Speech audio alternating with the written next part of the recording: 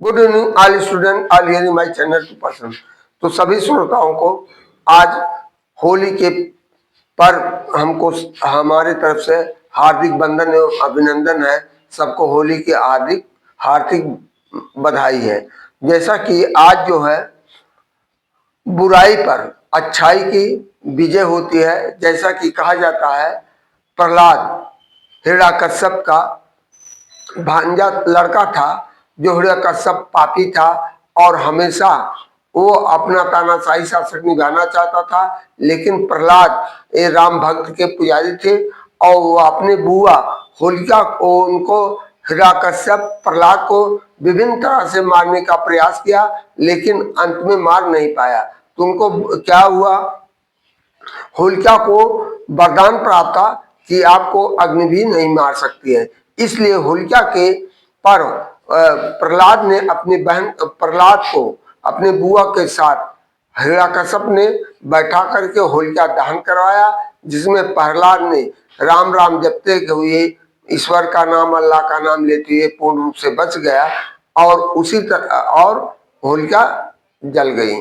तो उसी तभी से हमारे हिंदू धर्म में यह प्राचीन समय से यह त्योहार मनाया जाता है। तो इन्हीं शब्दों के साथ और मुसलमानों का जो पवित्र रमजान का महीना चल रहा, लेकिन आज दुख की बात यह है इजराइल और अमेरिका मिल करके ईरान के खामेनेई वहां के प्रमुख लीडर को मारा। आज इराक जो है तमाम देशों में कहर मचा दिया है। जितने अमेरिकी के थे और लगभग विश्व युद्ध होने की संभावना, विश्व युद्ध होने में कोई देरी नहीं है। तो इन्हीं शब्दों के साथ हम आपको अपने कुछ मोटिवेशनल वाक्यों के साथ शुरू करते हैं। आज हमारा सभी प्रकार के परीक्षा उपयोगी प्राचीन इतिहास से संबंधित मुख्य तथ्य यूपीएससी हो, एसएससी हो, रेलवे हो, ईटीसी इत्यादि। तो आज का महत्वपूर्ण विचार है, राजनीति सेवा है या नौकरी? राजनीति सेवा है या नौकरी? क्या यदि सेवा है तो वेतन और पेंशन क्यों? यदि सेवा है तो वेतन और पेंशन क्यों? यदि नौकरी है तो योग्यता और परीक्षा क्यों नहीं? दूसरा है, भारत इकलौता ऐसा देश है जहां शराब पीने वालों को सजा दी जाती है। भारत एक ऐसा देश है जहां शराब पीने वालों को सजा दी जाती है और शराब बेचने और बनाने वाले को लाइसेंस दिया जाता है। यह कितनी उल्टी नीति है।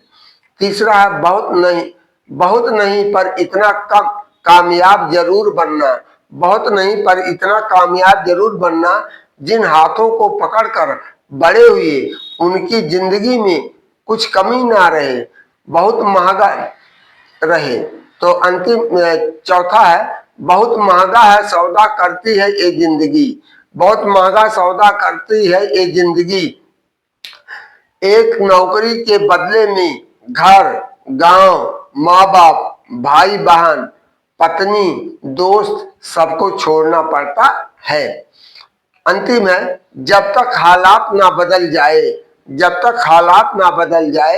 तब तक पहला पढ़ाई एवं कमाई पर ही आपको होनी चाहिए। आपका ध्यान किधर होनी चाहिए? पढ़ाई और कमाई पर ध्यान होनी चाहिए। Today your motivational sentence by JP Verma. आज 2 मार्च है, जैसे कि आज होलिका दहन होगा। कल मुहूर्त ना होने के कारण 4 तारीख को हमारा रंगो त्योहार होगा। तो हमारा आज का सभी प्रकार के उपयोगी परीक्षा उपयोगी प्राचीन इतिहास से संबंधित यूपीएससी ये सब इत्यादि से लेकर के 6ठी शताब्दी ईसा पूर्व से 322 ईसा पूर्व के मध्य प्रमुख राजवंश। पहला राजवंश, संस्थापक, राजधानी तथा अन्य तथ्य। तो पहला हर्यक वंश, इसकी स्थापना बिंबिसार ने किया था। इसकी राजधानी राजगृह पाटलिपुत्र थी। हर्यक वंश के उदयन द्वारा पाटलिपुत्र की स्थापना की गई। दूसरा है शिशुनाग वंश। शिशुनाग इसकी स्थापना शिशुनाग ने किया था। इसकी राजधानी पाटलिपुत्र थी। पुराणों के अनुसार नंद वंश के थे। और तीसरा है नंद वंश, महापद्मनंद पाटिल, इनकी भी राजधानी पाटलिपुत्र। चंद्रगुप्त मौर्य को भारत का प्रथम सम्राट माना जाता है। चौथा है मौर्य वंश, इसकी स्थापना चंद्रगुप्त मौर्य ने किया था और पाटलिपुत्र इनकी राजधानी थी और यहाँ चंद्रगुप्त मौर्य को भारत का प्रथम सम्राट माना गया था। तो नोट, भारत का प्रथम सम्राट यूनानी ग्रंथों में एंड्रोकोटस का नाम उल्लेखनीय है या कहा जाता है। तो पहला है प्रथम विदेशी आक्रमण। विदेशी आक्रमण यूनानी स्रोतों से स्ट्रोबो एवं एरियन के अनुसार प्रथम हमला फारस के हकामनी वंश के कुरुस साइरस ने 558 से 540 ईसा पूर्व में किया था। साइरस के उत्तराधिकारी डेरियस ने भी सिंधु के तटवर्ती भूभागों को विजित किया। इसकी जानकारी उसके बेहुस्तून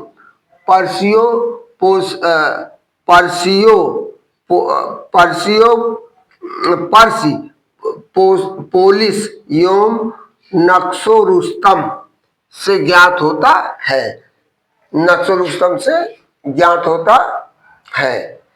के अभिलेखों से ज्ञात होता है। ईरानी आक्रमणकारी के प्रभाव से भारत में खरोष्ठी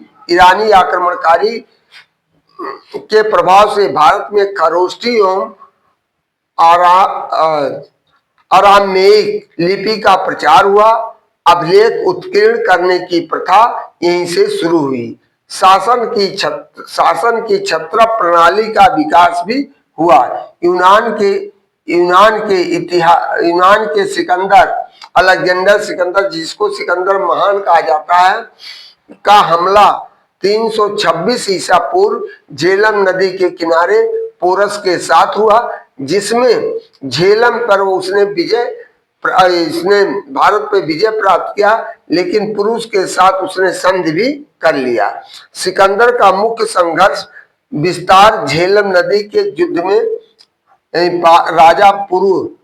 पोरस के राजा पुरु से हुआ तथा दोनों के बीच में अंत में संधि हो गई। और सिकंदर व्यास नदी से अपनी सेना को वापस लौटा लिया। उत्तर भारत में इस समय घनानंद का शासन था और यही वह समय था जब भारत के निर्माण में गंगा घाटी की भूमिका का प्रारंभ हुआ।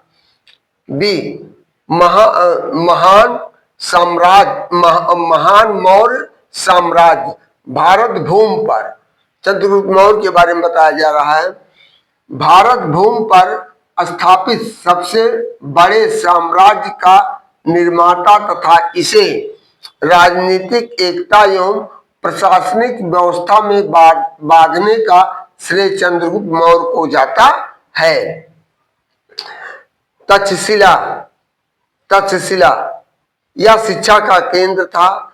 तक्षशिला विश्वविद्यालय के आचार्य चाणक्य की सहायता से चंद्रगुप्त मौर्य ने नंद वंश को नाश किया था, नंद वंश को समाप्त कर दिया। तो जो नंद वंश के शासक घनानंद ने उनको किन्हीं कारणोंवश अपमान किया था, जिसका बदला लेने के लिए उन्होंने ठान लिया कि जब तक हम आपको समूल नष्ट नहीं कर देंगे तब तक हम चैन से नहीं सोएंगे।